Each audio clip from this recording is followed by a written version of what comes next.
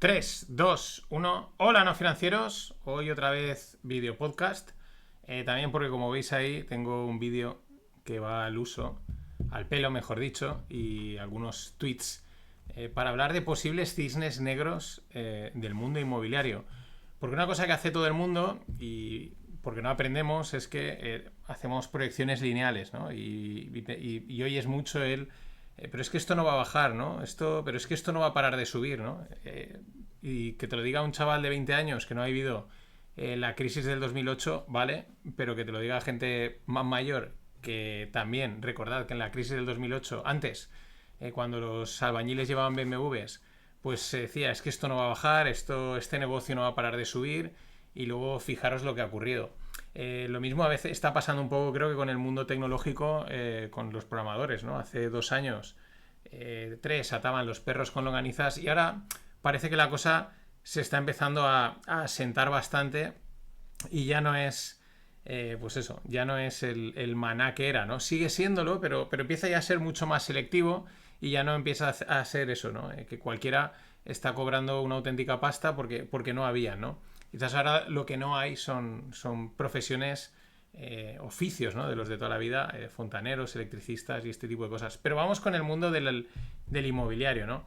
Vamos a ver, pues bueno, un par de cosas que quizás ya muchos sabemos, ¿no? Aquí en este tuit que pone Jorge FV, pues explica un poco cómo el precio de la vivienda está alto, ¿no? Por una cuestión de, como siempre, la regulación. O sea, si el mercado fuese libre, ¿por qué nos gusta el mercado libre? Pues porque pone las cosas en su sitio. Me hace mucha gracia cuando la gente se ríe y dice, es el mercado amigos, ¿no? Utilizando el meme este del amigo de Rodrigo Rato, ¿no? Pero es que es verdad, ¿no? Cuando aquí el mercado no está actuando. O sea, aquí lo que tenemos es pues que hay una cantidad de normativas, de requisitos, que lo único que hacen es encarecer el metro cuadrado, ¿no? En este tweet, por si alguno no lo está viendo y lo está oyendo, pues más o menos las cifras, así, son unas cifras orientativas, pero yo más o menos algunas que he escuchado van por ahí, ¿no? Construir una casa, pues cuesta casi 1.200 euros el metro cuadrado. Habrá que me dirá, yo lo hago por 800. Bueno, sí, en un pueblo perdido no sé dónde, pero más o menos en torno a los 1.000 y pico euros puede estar, metro cuadrado, puede estar la construcción de las viviendas, ¿no? Luego pone aquí ICIO, que no sé lo que será, pero será algún tipo de impuesto, 48 euros metro cuadrado. El arquitecto cobra, pues eso, como un 10%, son 150 euros metro cuadrado. Otros gastos, 50 euros metro cuadrado. Y división horizontal, pues 22 euros metro cuadrado. Si a eso le añadimos el IVA, pues en total nos sale casi 1.600, aquí pone 1.617, aquí no estamos a lo exacto, serán 1.500, serán 1.700, serán 1.400, da igual. Es un precio bastante alto porque hace que una vivienda de 100 metros cuadrados pues te cueste de base, eso, casi 150, 160.000 euros. Una vivienda de 100 metros cuadrados a la que habrá que meter el beneficio del constructor y probablemente alguna otra cosa. Y ya no es que se vaya a unos 200 y pico mil euros que la gente no pueda pagar, ¿no? Es verdad que aquí está hablando de... quiero decir, que me estaba liando.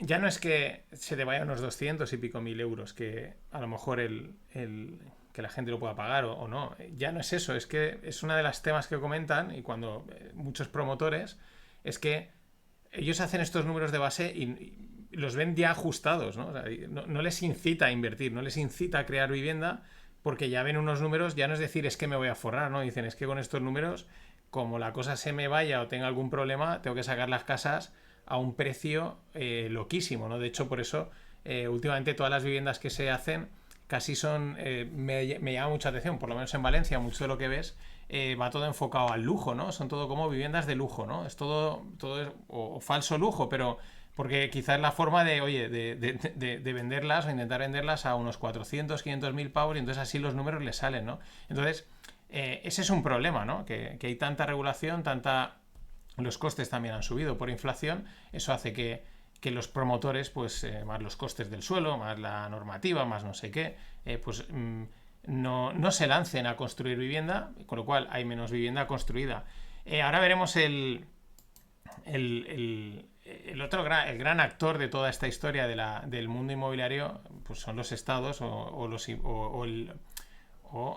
los ayuntamientos, ¿no? Que son realmente los mayores especuladores que hay sobre el suelo. Pero vamos a escuchar al gran Jesús G. Maestro. Generaciones que no tienen dinero para comprar una vivienda, ni siquiera tampoco para alquilarla. Claro, la situación es absolutamente demencial. De tal manera que uno de los puntos que incluye el Gobierno en el proyecto del Real Decreto por el que se regula el Plan Estatal de Vivienda 2026-2030, para aliviar, ni siquiera ya se plantean términos como resolver, sino aliviar la crisis que atraviesa el país. El texto abierto a consulta pública contempla, en realidad debería decir dispone, líneas de financiación para el fomento de la vivienda cooperativa. Fíjense qué cantidad de eufemismos, de fetiches, de palabras baúl, de perífrasis. Vivienda cooperativa en cesión de uso y otras soluciones residenciales, modelo cohousing, coliving, alojamientos temporales u otras modalidades similares destinadas al arrendamiento, a la cesión en uso o al disfrute temporal. Disfrute o sufrimiento temporal, según cómo viva cada uno en tales o cuales condiciones. La idea está encuadrada en una de las 3 grandes líneas de actuación del plan diseñado por el Ministerio de la Vivienda, etcétera, etcétera.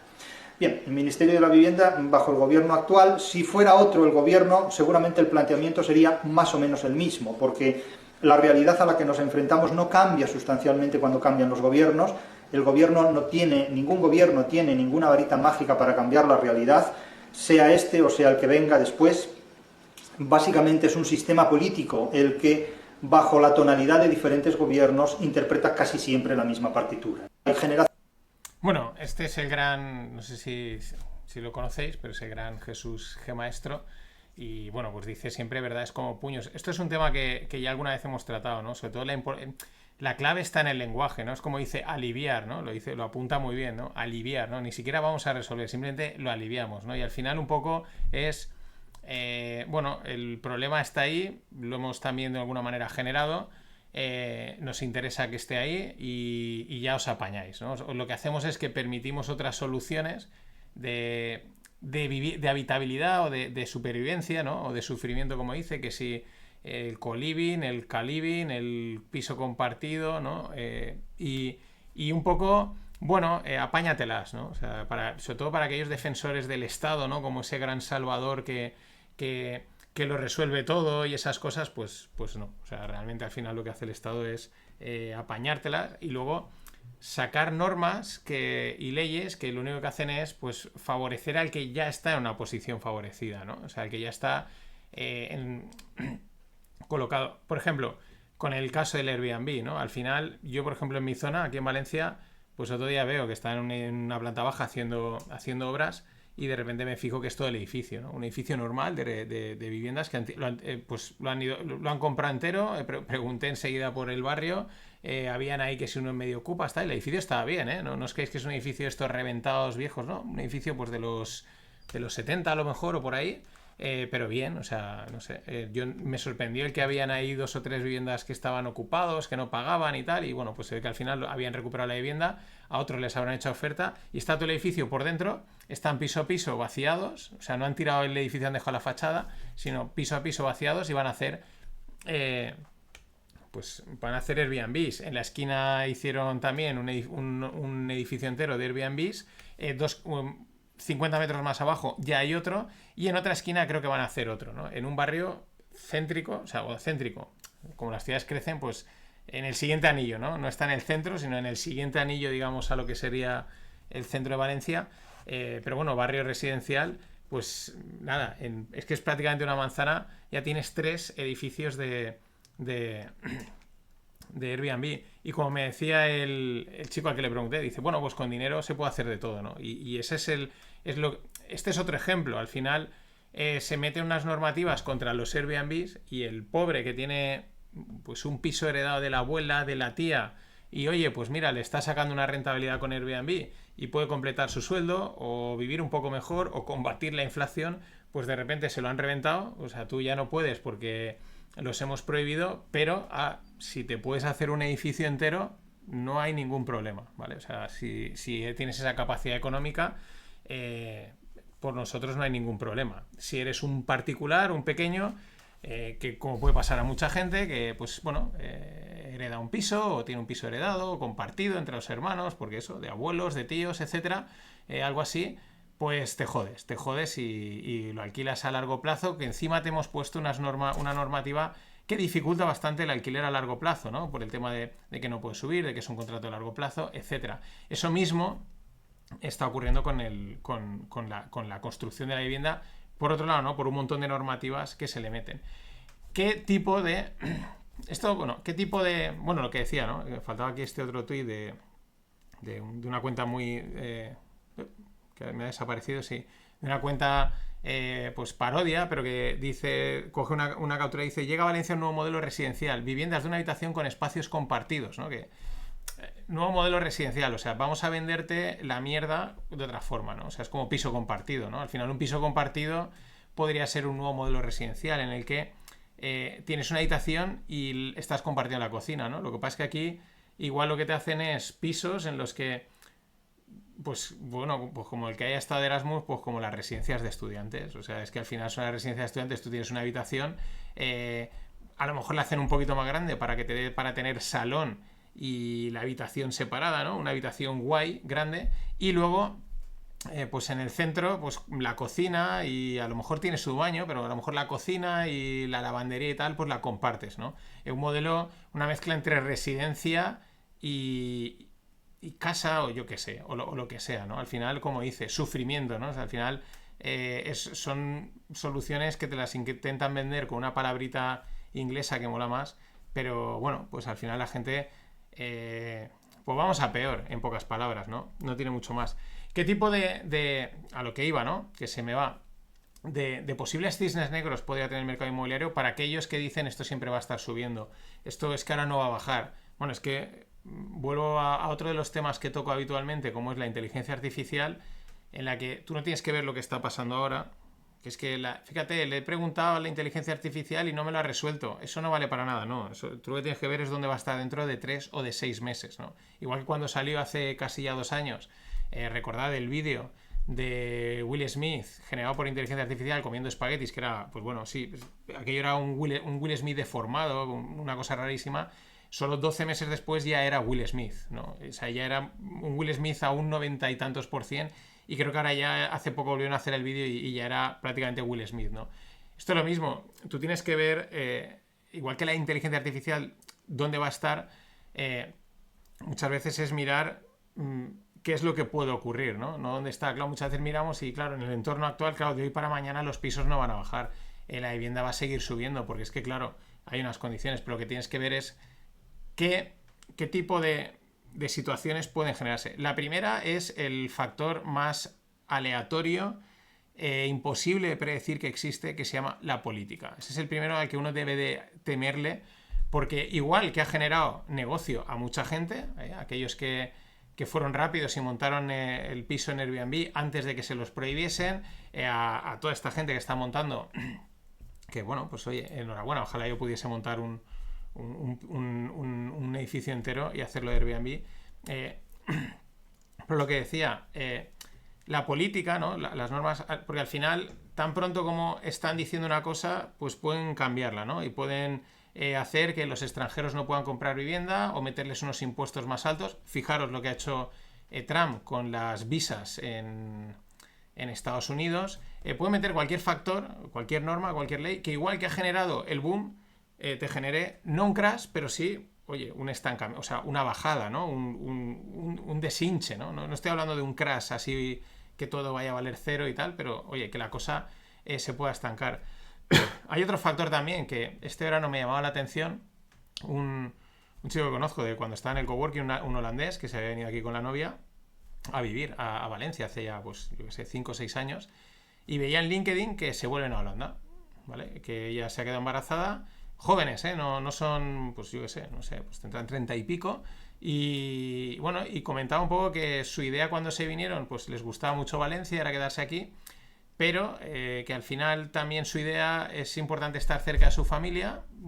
Su familia al final no se ha llegado a trasladar, han preferido quedarse en Holanda. Y ellos, pues, y supongo que también los impuestos deben de haber tenido algo, eso ya no lo comentaba, pero yo me imagino que algo habrán tenido que ver, y más viniendo de Holanda, pues se vuelven a Holanda, ¿no? Y puede ser un hecho aislado, puede ser lo que digo, simplemente una anécdota, ¿vale? No hay que cogerla más, o puede que no.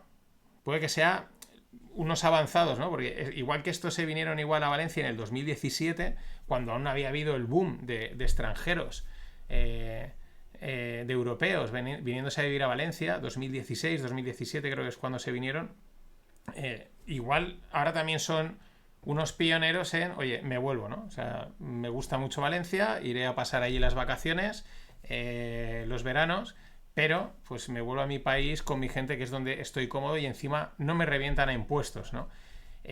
Porque de hecho se han comprado una casa en Holanda, ¿no? Y no creo que en Holanda las casas sean más baratas que en España, ¿no? Es una cosa que me llamó la atención. Y otro factor que el otro día comentaban, estaba pues con unos amigos y de una empresa grande, de aquí, bueno, es una internacional, pero que tiene aquí en Valencia una sede importante, que ya les habían comunicado que se había acabado el teletrabajo. O sea, a los de aquí, ¿no? Que como mucho un día, el viernes, podían teletrabajar, pero que nada, que eso de que 4 días mínimo obligados a volver a la oficina. Y esta es una ola que está volviendo, ¿vale? O sea, esta es una ola que está volviendo, e incluso comentaban de esta empresa que les daban 6 meses a la gente para adaptarse, ¿no? Porque mucha gente pues cogió y se ha ido a vivir al campo, bueno, ha cambiado, o sea, ha estructurado su vida totalmente a unas condiciones de teletrabajo que ahora de repente se esfuman, ¿no? Es verdad que hay sectores, como pueden ser el de los programadores, que aún sobreviven y puede que sobrevivan bastante tiempo con el teletrabajo, pero yo creo que ahora es un efecto péndulo otra vez. O sea, igual que hemos tenido el post-pandemia, ahora parece que viene a lo contrario, ¿no? Es decir, no, todo el mundo a la oficina, nos hemos dado cuenta que la gente trabaja mejor y más, y los tenemos más controlados, están en la oficina. Bueno, vamos a daros un día, el viernes, que el viernes al final tampoco es un día que muchas veces se haga mucho, pero sobre todo es el impacto que puede tener, porque en sitios como Valencia o como Málaga es donde se ha visto mucho, ¿no? Se ha venido mucho extranjero a vivir, porque bueno, pues si es que puedo trabajar desde allí a remoto, cobrando mi sueldo de Holanda o de donde sea, y viviendo en las condiciones de España, pues esto es cojonudo. Pero si ahora de repente les dicen eso se acabó, tienes que estar 4 días en la oficina en Ámsterdam, pues igual más de uno tiene que recoger cable. Eso puede tener un efecto en cuanto a que si eso pasase, o sea, hubiese un efecto péndulo también en esa modalidad híbrida de teletrabajo, porque muchos de estos extranjeros que han venido no trabajan para empresas españolas, o sea, hacen la jugada buena, que es trabajar para empresas extranjeras, cobrando una pasta y viviendo en las condiciones españolas, que como también se han disparado de precio, igual ya no empieza a ser tampoco tan... Bueno, lo que pasa es que el sol compensa mucho, ¿no? Pero igual ya no empieza a ser tan guay. Si encima me está reventando impuestos y como llevo ya tantos años, ya me toca pagar impuestos como español y ese tipo de movidas, que tampoco las sé exactas, pues casi mejor que me vuelvo, ¿no? Y ya voy a ir a España encantado a pasar mis 2 semanas de vacaciones y ese tipo de cosas. Entonces, y puede que digan, oye, pues hay que... pues voy a alquilar el piso, ¿no? Y de repente empieza a salir un montón de pisos a alquilar o a la venta, ¿no? Podrían ser cisnes negros no esperados, ¿no? O sea, sobre todo que rompen con esas dinámicas, que siempre asumimos que todo va a permanecer constante. Aquí hay un tema importante y es que siempre ocurre algo. Siempre, o sea, ¿cuándo? No lo sabemos, pero siempre ocurre algo, y yo creo que lo comenté ya una vez no sé si lo comenté aquí o en las charlas que tenemos en el club, en el club No Financieros. Yo recuerdo de pequeño, o sea, siendo tampoco muy pequeño, pues me acuerdo el problema del alquiler en España, ¿no? Que era muy complicado alquilar, la gente no quería alquilar los pisos porque se te metía el inquilino y no se iba, ¿no? Y entonces parecía eso una situación atascada, y luego de repente todo eso cambió, ¿no? Y luego hubo un momento que alquilar estaba casi... era una oportunidad enorme porque te ahorrabas mucha pasta, ahora está totalmente reventado. Al final son mercados que también van oscilando, pero siempre, como he dicho, al tuntún de las decisiones políticas, de los problemas que ellos crean, que ahora mismo, que luego le dan solución. Pero claro, hay una cosa como la vivienda que está expuesta a como otras muchas, pero sobre todo la vivienda está expuesta a unas decisiones aleatorias e interesadas de políticos que pueden reventar muchas cosas. Así que, bueno, esos son cisnes negros que yo veo sobre el mercado inmobiliario, que de momento pues va a estar complicado, ¿no? Va a complicarse mucho más, porque es la trayectoria hasta que deje de complicarse. En fin, un video podcast larguito, casi 20 minutos, me enrolla bastante. Nada más, pasadlo bien, hasta mañana.